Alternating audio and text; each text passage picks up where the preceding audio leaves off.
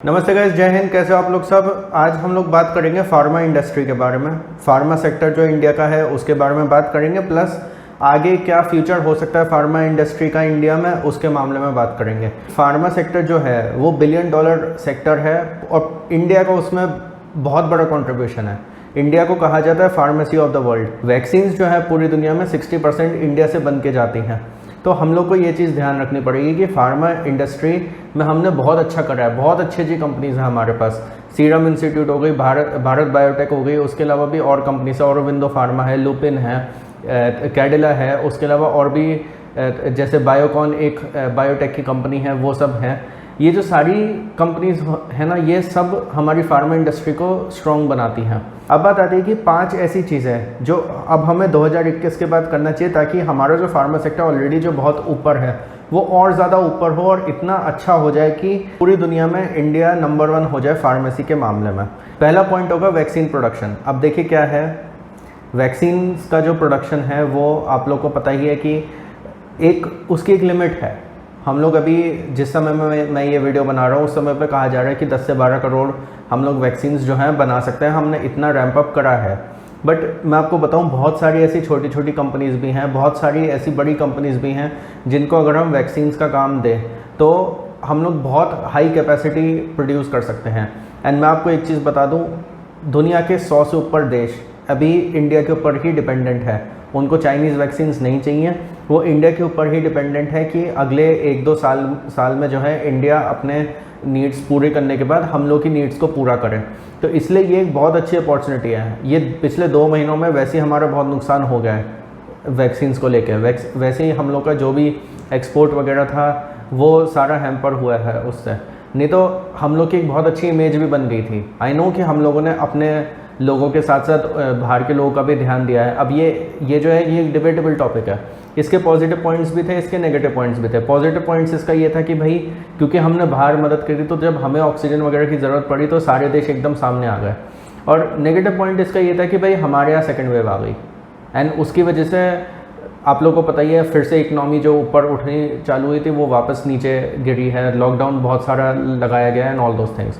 तो हमें vaccine production जो है ना बाय द एंड ऑफ 2021 हमें उसे इस लेवल पे लेके जाना है कि पूरी दुनिया में छोटे से छोटा देश हो, बड़े से बड़ा देश हो, वो इंडिया की वैक्सीन्स यूज़ करे। I know Pfizer, Moderna, Sputnik वगैरह ये सब कंपटीशन में हैं, बट हम लोग को ऐसी वैक्सीन्स प्रोडक्शन करनी चाहिए।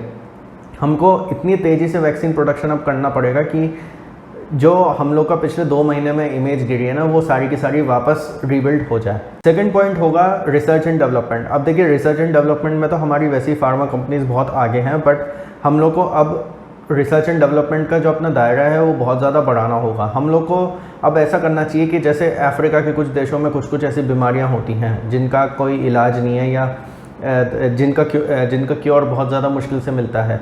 साउथ अमेरिका साइड है, लैटिन अमेरिका साइड है, या कुछ चीज़ें ऐसी होती है जैसे इन्फ्लुएंजा कभी कभी यूएस वगैरह में होता है।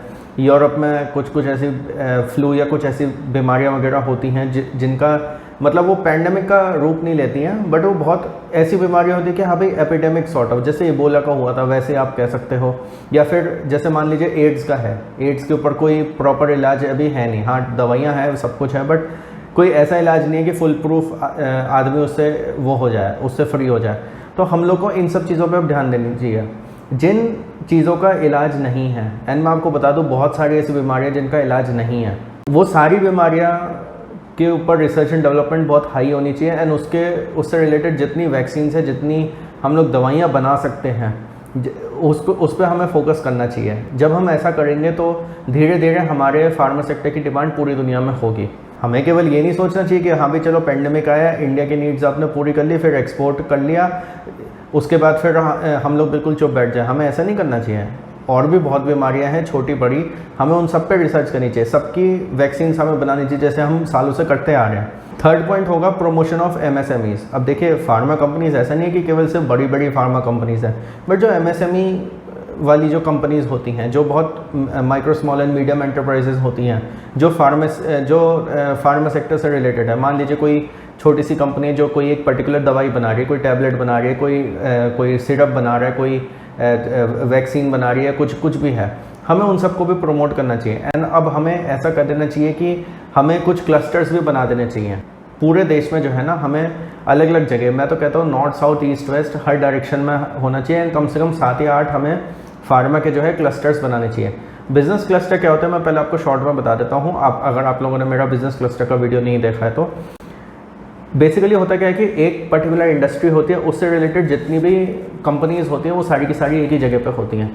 टू गिव एन एग्जांपल, जैसे पुणे में सीरम इंस्टीट्यूट है, ठीक है। अब आपने क्या करा, आप उनको जो भी इंग्रेडिएंट्स चाहिए, जो भी रॉ मटेरियल चाहिए, उन सबकी प्रोडक्शन वाली जितनी कंपनीज हैं वो सारी पूना, मुंबई या पुणे के आसपास जो और जगह हैं वहाँ आसपास में अवेलेबल हैं।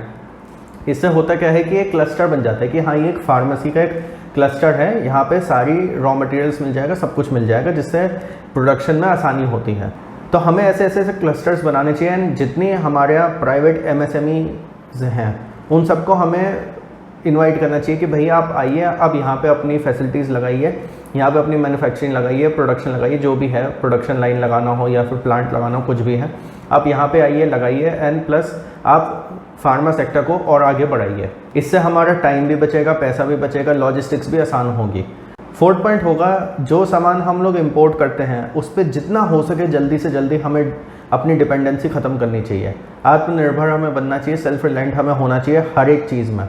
अब देखिए ये मैं क्यों कह रहा हूँ, पिछले 1-2 साल से मैं सुनता आ रहा हूँ कि भाई API जो होता है, जिसको हम एक्टिव फार्मास्यूटिकल इंग्रेडिएंट बोलते हैं, उसका सबसे बड़ा सप्लायर अगर कोई है दुनिया में तो वो है चाइना। और सारी दवाइयों में ये इंग्रेडिएंट डलता है।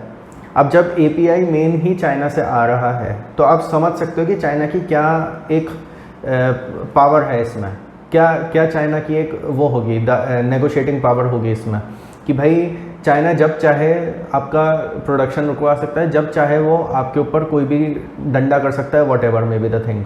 अब जैसे एक दूसरा एग्जांपल अगर मैं आपको बताऊं तो रिसेंट की ही बात है कि सीरम इंस्टीट्यूट ने कहा था कि भाई हम लोग को इंग्रेडिएंट्स वगैरह चाहिए, तो एक एम्बार्गो जो US ने लगा रखा था वो हटाया जाए। बट उसमें भी 8 से 10 दिन लग गए। एंड 8 से 10 दिन तक किसी को पता ही नहीं था कि भैया हमें वो रॉ मटेरियल मिलेगा नहीं मिलेगा, क्या है क्या नहीं है।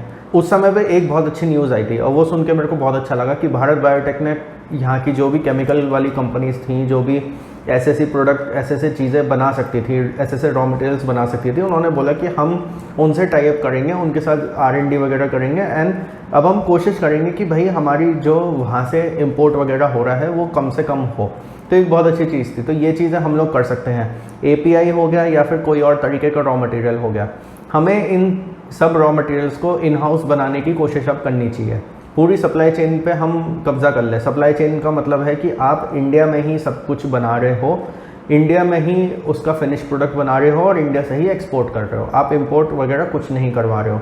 5वां पॉइंट होगा प्रिपरेशन फॉर बायो वॉर्स। अब ये जो पॉइंट है ये आप सोच रहे होंगे कि बायो वॉर कहाँ से आ गया इसमें। देखो ऐसा है, अभी भी बहुत सारी ऐसी कॉन्स्पिरेसी थ्योरीज हैं। And to be very frank, मैं भी पर्सनली ऐसा मानता हूँ कि जो भी ये पैंडेमिक आया this was a bio weapon used by China. मैं भी ऐसा मानता हूँ, मैं बिल्कुल फ्रैंकली आपको ये बात बोलूँगा। अगर चाइना बायो वेपन यूज़ कर सकता है तो और भी कोई देश कर सकता है बायो वेपन यूज़, है ना। एंड बायो वेपन ऐसा तो है नहीं कि कोई प्रोहिबिटेड है, इवन केमिकल वेपन्स भी प्रोहिबिटेड है, बट फिर भी यूज़ होते हैं। तो इस वजह से क्या है, हमारी जो फार्मा इंडस्ट्री है ना, उसको बायो वॉर्स के लिए भी अब तैयार रहना पड़ेगा। हमें अपनी फार्मा इंडस्ट्री में ऐसी रिसर्च एंड डेवलपमेंट अब लानी पड़ेगी कि भाई ऐसी दवाइयाँ, ऐसी वैक्सीन्स वगैरह बने कि जिससे किसी भी तरीके का बायो वेपन हो। अब ऑब्वियसली बात है, आप ये तो प्रिडिक्ट नहीं कर सकते हो ना कि आपका जो दुश्मन है वो आपके ऊपर किस तरीके का बायो वेपन छोड़ेगा या कुछ भी है। बट द थिंग इज़ कि हम जो भी हमारे पास्ट एक्सपीरियंसेस रहे हैं, जिस तरीके की जैसे वायरोलॉजिस्ट वगैरह होते हैं उनसे हम कंसल्ट करें, उसके अलावा अलग अलग फील्ड के बायोलॉजिस्ट वगैरह होते हैं। क्योंकि देखिए जियोपॉलिटिक्स अब ऐसा बदल रहा है कि बायो वॉर्स का भी खतरा है। 100% तो देखो कोई भी प्रिडिक्ट नहीं कर सकता कि आपका दुश्मन क्या हथियार छोड़ेगा। बट द थिंग इज़ कि हम ये कर सकते हैं कि एटलीस्ट कुछ ऐसा करें कि ताकि उस हथियार का जो इफेक्ट है वो 40 to 50% कम हो जाए। इतना भी अगर हम कर लें तो that is also a big achievement for us. I think कि फार्मा सेक्टर को अपना मिलिट्री के साथ भी मिलकर कोलैबोरेशंस करनी चाहिए, रिसर्च एंड डेवलपमेंट करनी चाहिए। जैसे DRDO हो गया आपका, या इंडियन आर्मी, इंडियन नेवी होगी, इंडियन इंटेलिजेंस एजेंसीज जो होती हैं जिनको बहुत हाई लेवल की कॉन्फिडेंशियल इन्फॉर्मेशंस वगैरह होती हैं। तो आई होप गाइस ये 5 पॉइंट्स आपको अच्छे लगे हों। ये 5 पॉइंट्स अगर इंप्लीमेंट किए जाते हैं, ना केवल हम अपना जो फार्मा का एक्सपोर्ट्स है वो और ज़्यादा बढ़ा पाएंगे, बल्कि हम millions and millions of jobs create कर सकते हैं फार्मा सेक्टर में। देखो जॉब्स वगैरह की बहुत कमी है आज की डेट में, जॉब्स वगैरह आगे आने वाले टाइम में बहुत हमें ज़रूरत पड़ेगी। एंड फार्मा सेक्टर एक ऐसा सेक्टर है जो ऑलरेडी हमारा बहुत अच्छा है, एंड इसमें अगर हम और ज़्यादा अच्छे हो जाए ना तो हम लोग US चाइना को भी पीछे छोड़ सकते हैं, हम लोग इतनी नौकरियां क्रिएट कर सकते हैं, मैं आपको बता नहीं सकता हूँ। और कुछ आपको ऐड करना तो प्लीज़ कमेंट करिएगा, like this video, share with all your friends, and thank you for watching the video.